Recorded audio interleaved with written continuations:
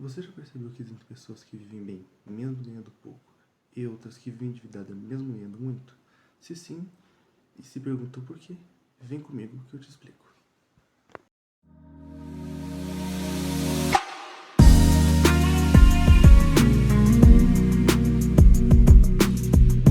Bom dia, boa tarde, boa noite. Me chamo Richard Cortez e este é o Café com seu Gerente, onde transformamos conhecimento em riqueza através de investimentos, educação financeira e economia. Você já percebeu que algumas pessoas vivem bem com pouco e outras vivem endividadas mesmo com altos salários? Isso acontece por causa de um fator simples, mas que é despercebido por muitos: educação financeira, e ela pode mudar completamente a vida de uma pessoa. Vamos a um caso, uma história que eu separei. Lucas e Rafael trabalham na mesma empresa. Eles recebem o mesmo salário, 3.500 por mês. Lucas guarda R$ 500 todo mês em um investimento seguro, tipo Tesouro Selic, algo que iremos falar mais para frente. Rafael, que gasta tudo o que ganha e ainda usa o limite do cartão, após 2 anos, Lucas acumulou R$ 12.000 em sua reserva de emergência, além dos rendimentos, como Tesouro Selic e tudo mais, algo que iremos conversar em um momento mais oportuno. Rafael está com 5.000 em dívidas no cartão, pagando altos juros. A empresa faz cortes. Logo, Lucas se mantém tranquilo, até conseguir outro emprego por causa da sua boa educação financeira. Rafael se afunda em empréstimos e pressão financeira por causa do seu péssimo hábito de gastar tudo o que ganhava. A moral é: guardar parte do que se ganha é o que separa a segurança financeira da dependência de dívidas. Agora eu te pergunto, e se o Rafael tivesse guardado parte do dinheiro, ou gastado menos? É sobre isso que vamos falar. Reserva de emergência, nosso primeiro tópico. A reserva de emergência serve para emergências. Parece óbvio, mas muitos não entendem, de forma que é simples: guardar dinheiro e esquecer da existência dele.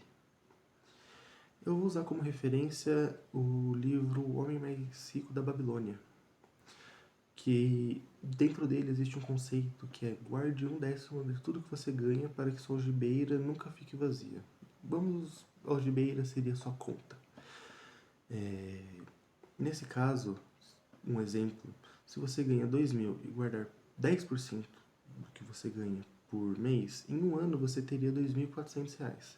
Mas, obviamente, esses R$ 2.400 você não usaria no final do ano junto com o 13º para gastar com comprando uma TV, um celular novo, a menos que seja realmente uma emergência.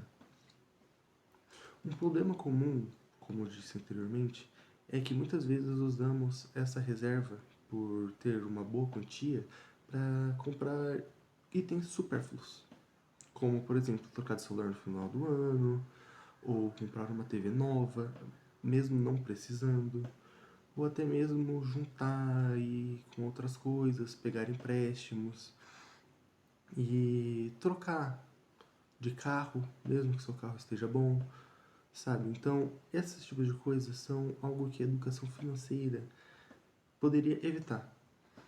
Mesmo você guardando dinheiro, sendo a sua reserva de emergência, a educação financeira é algo que te molda a não gastar todo o seu dinheiro com coisas supérfluas.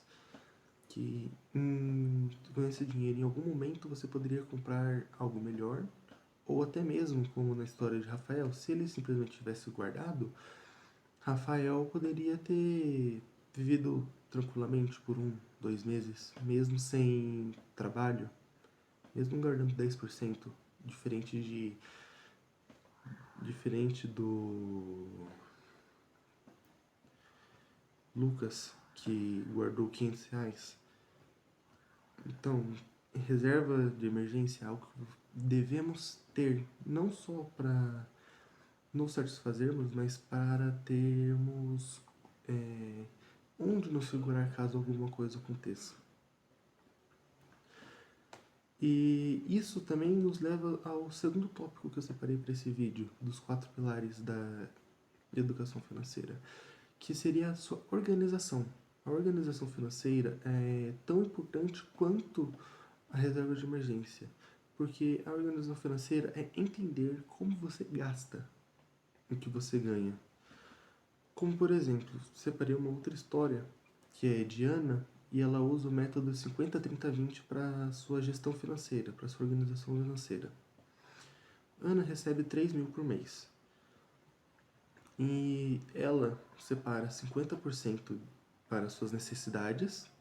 Suponhamos que nessa história a Ana seja solteira, more em um lugar pequeno, não gaste tanto com aluguel e tudo mais. Ana separa 50% do seu salário para necessidades como aluguel, contas, mercado. 30% do que Ana ganha, ela gasta com desejos. Viagens, lazer, compras, balada e outros tipos de serviço. 20% do que Ana ganha, ela faz investimentos e a reserva de emergência dela. Nesse quesito de reserva de emergência e investimentos, temos o exemplo de Lucas, que investiu no Tesouro Selic. Nós temos também outros tipos de investimento, alguns mais arriscados, outros tão bons quanto o Tesouro Selic, que, como eu já disse anteriormente, falaremos no próximo vídeo. O resultado é: quando se tem organização financeira, se controla onde cada real vai, onde cada mínima parte do seu dinheiro é encaixada. Como, por exemplo, onde eu gastei isso, onde eu gastei aquilo, para no final do mês você saber quanto você gasta, como você gasta e do jeito que você gasta. Para que assim tenhamos, como posso dizer, mais controle, mais sabedoria e controle para onde gastamos o dinheiro. Pode parecer meio algo chato de se entender e tudo mais, só que isso é algo essencial para a educação financeira de um brasileiro, ou de qualquer pessoa em si. E ter organização financeira evita dívidas, pois você sabe onde cada real que você gasta vai. E ao final de um ano, você gastando, suponhamos que você tenha o mesmo salário que Ana, ao final de um ano você vai ter 7.200 guardado. Ana, por guardar o 20% do que ela ganha, ela vai ter no final do ano uma boa reserva, uma carteira boa de investimentos e uma certa quantidade para ela viver livre de pressão sobre dívidas, pressão sobre possivelmente ser demitida e outros tipos de pressão que, querendo ou não querendo, a sociedade impõe, como o que você ganha, como você gasta, como você vai lidar com o desemprego, ou você vai sair para alguma balada, você vai sair para algum lugar, como você vai gerir esse dinheiro que você poderia guardar ou gastar. É isso que a educação financeira preza, algo que você consiga controlar os seus impulsos e se organizar melhor. E aqui eu separei também outros métodos, outros métodos, não modo de falar, mas outros tipos de organização financeira, como a 60-30-10 e a 70-20-10. Sempre em ordem. O número maior é para seus gastos fixos essenciais. O do meio, que nem no 60-30-20, 60% seriam para os seus gastos essenciais, 30% para seus gastos de lazer, pois toda a base de educação financeira sabe que o dinheiro que você ganha, você também vai querer ter seu próprio lazer. E 10% seria para a sua reserva de emergência. Ou você poderia aumentar para um método que, caso você more com outra pessoa, com os pais, com os avós, você poderia colocar um método 40-30-30,